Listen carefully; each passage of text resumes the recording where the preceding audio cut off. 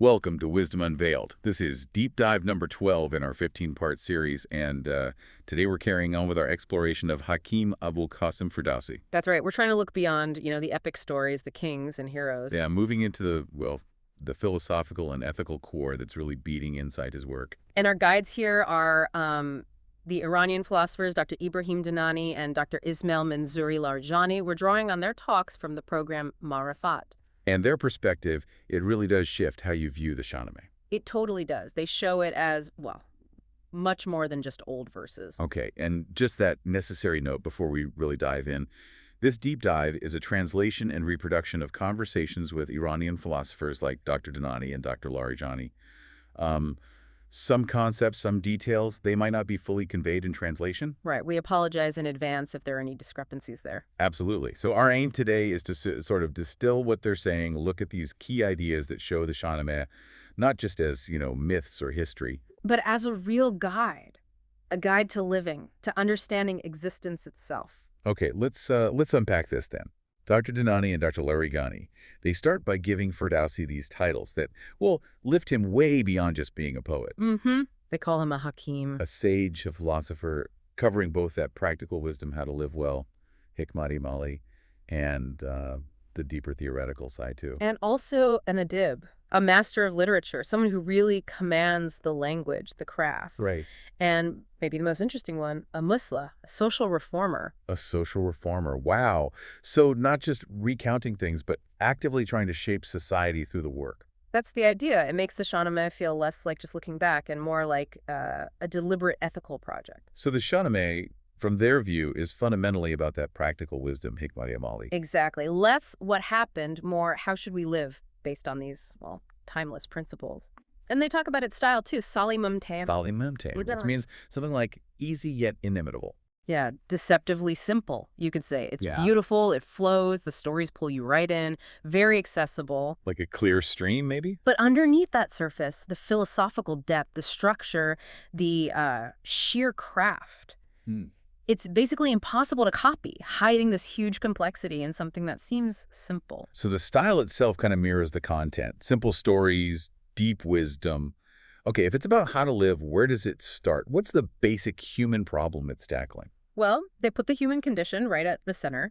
They see us as uniquely positioned between two absolutes. Okay. Between Heston, that's absolute existence, pure being, everything that is, right, and Nisti, absolute non-existence, nothingness. We're sort of suspended in between. And the key thing is we know we're there. We're aware of this precariousness. Exactly. That awareness, for them, that's the bedrock. It's the source of all human epic, all tragedy, all our wrestling with ethics. Knowing we are, but we could not be. That's profound. So life itself is like this temporary stage. A chabahi, they call it. A transient stage, right, where we're constantly dealing with these dualities, good, evil, justice, oppression. Yeah, navigating that whole drama, knowing about potential non-existence all the while. Which inevitably brings up, the biggest fear for many people, death. But the way the philosophers read Ferdowsi on death is startling. It really is. They argue Ferdowsi sees death not as an injustice, but as as divine justice itself. Death is justice. That feels so counterintuitive. We usually see it as the ultimate tragedy, the ultimate unfairness. And that's why it's such a powerful interpretation, They quote these lines from the Shahnameh, like, if death is given, what is injustice? From this given, what is this clamor and outcry? Since it is given, there is no injustice. What's the logic behind that? How can death be justice? Well, the reasoning they offer is that it's necessary for the continuation, the flow, the geryon of existence. To flow. Yeah, think of a river. It has to keep flowing, right? For the water to stay fresh for life, or the season's winter has to pass for spring to come. Okay, I see. So older forms need to yield for new ones. Exactly. If previous generations didn't pass on, there'd be no room, no possibility for new life, for creation to keep moving, keep flowing. Death is part of that necessary cycle. So it's required for the dynamism of the whole system. That's the argument. And if death itself, which seems like the worst thing, is actually justice, within creation's framework, then there can't be any fundamental injustice in creation itself. Precisely. Injustice badadi, zulm that exists, yes, but they argue it comes from human actions. Oppression, transgression, being crooked, kaji. But the basic setup, the cosmic order, including death for flow, is just. Hmm. They use analogies like harvesting ripe wheat or picking a ripe apple. Using something at its maturity isn't unjust, it's fulfilling its purpose. Death, cosmically, is like the maturity of one phase making way for the next. That really reframes things. But okay, if death is justice, why are we so afraid of it? Well, they suggest that fear often comes from us not having reached our own ripeness, our own maturity. Meaning not having lived well. Yeah. Or fully. Right. Or maybe not having prepared. Not having the provision, the tusha built up from good deeds, from righteous living. Like you haven't packed properly for the journey ahead. Makes sense. They quote Ferdowsi, "Come, let's not fear our death. Come, let's make provision from our death's leaf." Barg. Barg here meaning provision or maybe opportunity. The fear is really for those who are crooked kaj, the unjust, those out of alignment. And there's a psychological angle too, right? The tendency to blame things outside ourselves. Oh, definitely. They stress this, how we tend to blame the world or fate or even Satan for our own shortcomings. Ferdowsi suggests, they say, that the world doesn't deceive us. We deceive ourselves or we blame external stuff when we haven't lived rightly. Like that quote from Nasser Khosrow. Yeah, don't scold the turning sky, throw out the stubborn wind. Basically, the source of deception, the source of failure, it's ultimately within us. Which is a stark contrast to how saints or the truly wise face death. Completely. They're ready, sometimes even welcome it, because they've lived lives of integrity, of Rosti, and they've gathered their provisions. They quote Malavi. If death is a man, tell him to come near me so I can embrace him tightly. Yeah. That kind of ecstatic readiness. Exactly. Or, I know death, but if you know a closer way to the beloved street, tell me. It comes from living differently. And they bring up this idea of being Haydari. Haydari. What does that signify here? It means following the way, the path, the raw Razm of Imam Ali. He was famous for being utterly fearless of death, even eager for it. So it's about embodying his way of life. Yes, not just words, embodying that integrity, that deep connection which makes death lose its sting. They quote, "Come be Haydari, and from the awe of death, freshness for you, life is better." Being Haydari cultivates an inner state where you're aligned with something eternal, so death isn't terrifying. That idea of inner state and alignment feels really central. Now, speaking of misunderstandings, a lot of people think Ferdowsi just glorifies war. Right, and that's an image Dr. Dinani and Dr. Larijani strongly push back against. They argue he was fundamentally for peace. Really? An advocate for peace with all those epic battles. How do they justify that? By looking closely at how war is shown, they point to Ferdowsi's own words like, "Peace is better for me than war." And they argue that war in the Shahnameh is depicted as, well, a terrible necessity. A last resort. The last resort, yeah. Only justified against really extreme oppression, and only after all attempts at peace have failed. It's never shown as glorious, really. More like tragic. Exactly. They highlight the sorrow, the reluctance, the hesitation, the deep regret the heroes feel after the battles. Like Rostam and Sohrab. The classic example, killing Sohrab is called a sin, and Rostam's grief afterward is immense. He prays for forgiveness. So focusing on that human cost reveals a different perspective. It does. It suggests the Shahnameh is actually about the tragedy of war and then the deep human desire for peace, for love, for justice. That definitely shifts the view. And this focus on justice, on doing right, brings us to maybe the most central philosophical idea they find in Ferdowsi. Yes, the connection between Rosti and Hesti. Okay, Hesti is existence, being. What exactly is Rosti? Rosti is, it's a really rich term. It means truth, truthfulness, righteousness, integrity, being upright. Basically being straight, aligned, not crooked, not koji. Truth, integrity, straightness. And this is somehow fundamentally linked to existence itself. How does that work? They point to this key verse. Lord of existence and also truth does not desire crookedness or deficiency from you. Lord of existence and also truth. Wow, putting them side by side like that. The implication they draw is huge. It means that when you align yourself with Rosti, when you choose truth, act with integrity, live uprightly, you're not just following a moral code. You're doing something more fundamental. You're literally aligning yourself with the basic nature of reality. With Hesti, you're moving with the grain of existence, in sync with how things truly are. Aligning your actions with reality itself. Exactly. And the flip side is choosing crookedness, kaji, lying, injustice, hypocrisy that's seen as moving away from true existence. It's like an existential wrong turn, a step towards non-being, towards falling apart. So it's not just immoral, it's anti-reality. Kind of, yeah, like swimming against the current of being itself. This gives ethics incredible weight. Your choices are about reality, about aligning with being or deviating from it. That puts integrity on a whole different level. Yeah. And Rostam, the great hero, he embodies this Rosti. They see him as the Mazar, the perfect manifestation of Rosti. His heroism isn't just about being strong, it's his character. His truthfulness, his chivalry, futua, his straightforwardness, his integrity, qualities they see as very rooted in Iranian culture.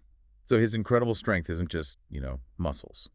Not primarily. They argue his power flows directly from being aligned with Hosti, and that alignment comes because he embodies Rosti. It's an existential strength, granted by reality itself. Is there a line that really captures that? Yes, a key one.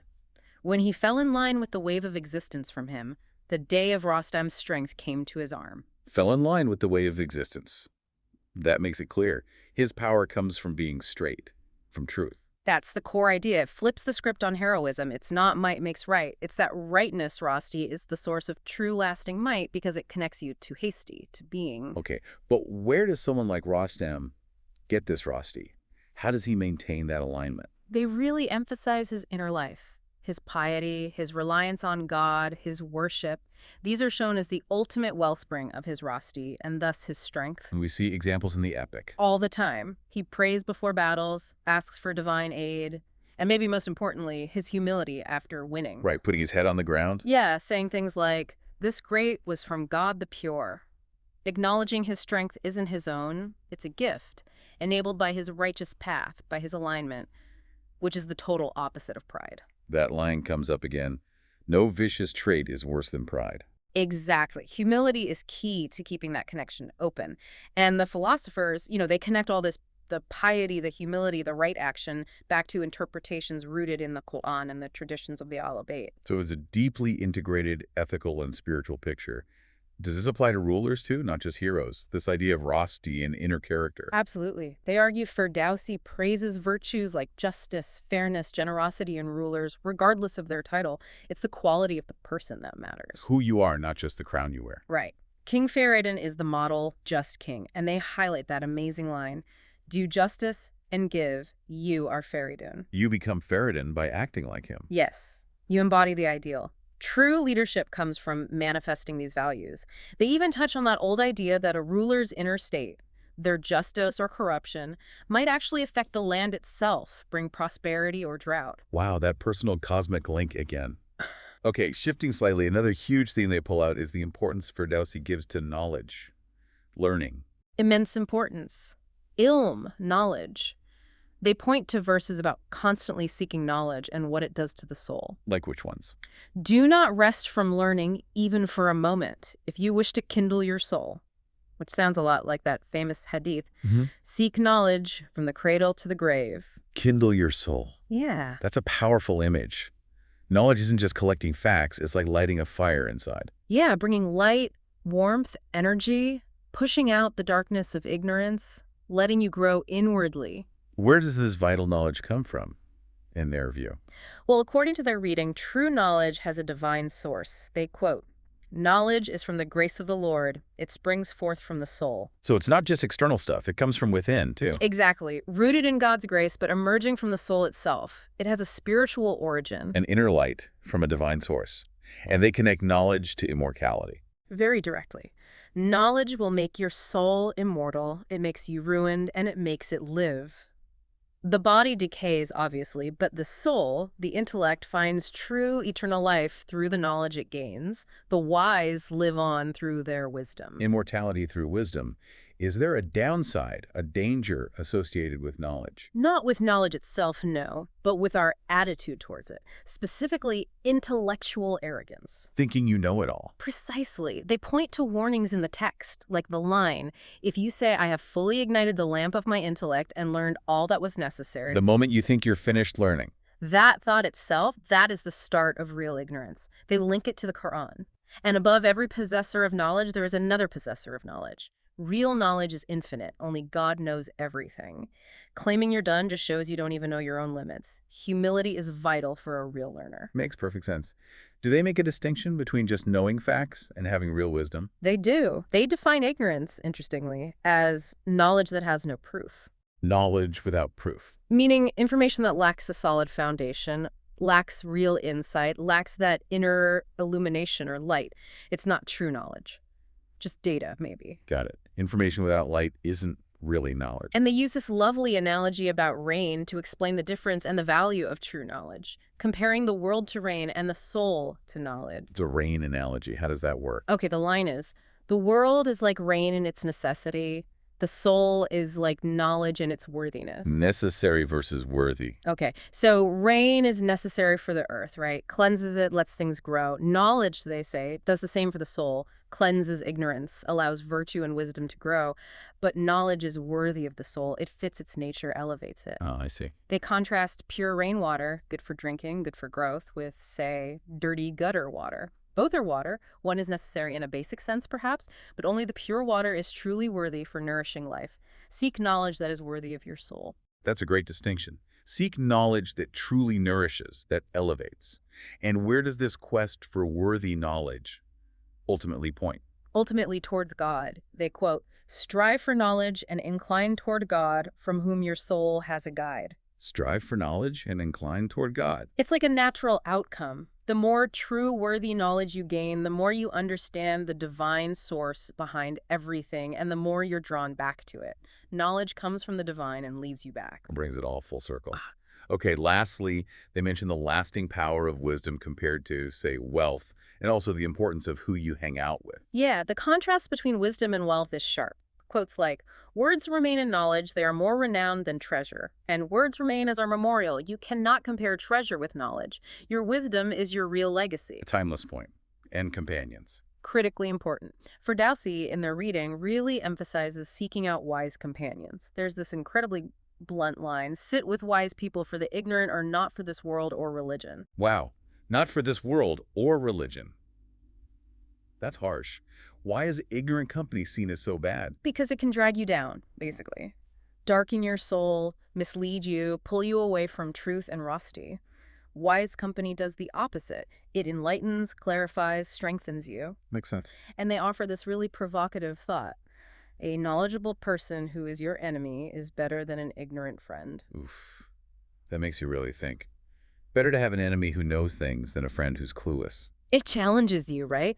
What do you value more in relationships? Comfort and affection, even if misguided, or truth and understanding, even if it comes from someone you don't necessarily like. It forces you to prioritize. Well, this has been just an incredibly rich dive into Ferdowsi's philosophy, guided by Dr. Dinani and Dr. Larijani. It really has. It just opens up the Shahnameh in a whole new way. Not just an epic, but, well, layers upon layers of philosophy and guidance for living. Yeah, guidance rooted in these big ideas like Rosti and Heisti, understanding existence, death is justice, the vital role of knowledge. A whole world of thought there. So as we finish up this deep dive, here's that final thought for you, the listener, to maybe mull over. It builds on that core idea of Rosti and Hasti. Okay. We've talked about this profound idea that aligning with Rosti, with truth and integrity, means aligning with Hasti, with existence itself, and that this alignment is where real strength comes from. So think about a time maybe in your own life when you chose the path of integrity, even when it was hard. Did it feel like you tapped into some kind of hidden inner strength? Or maybe found a clarity you didn't expect? Did choosing that straight path feel like it connected you somehow to a deeper reality? Maybe it showed you a way forward you couldn't see before. Yeah, that's definitely something worth reflecting on. Just something to think about. Thank you so much for joining us for this exploration of Ferdowsi's philosophical depth. This was deep dive number 12 in our series, Wisdom Unveiled. We really hope you found it valuable and hope you'll join us again for our next deep dive.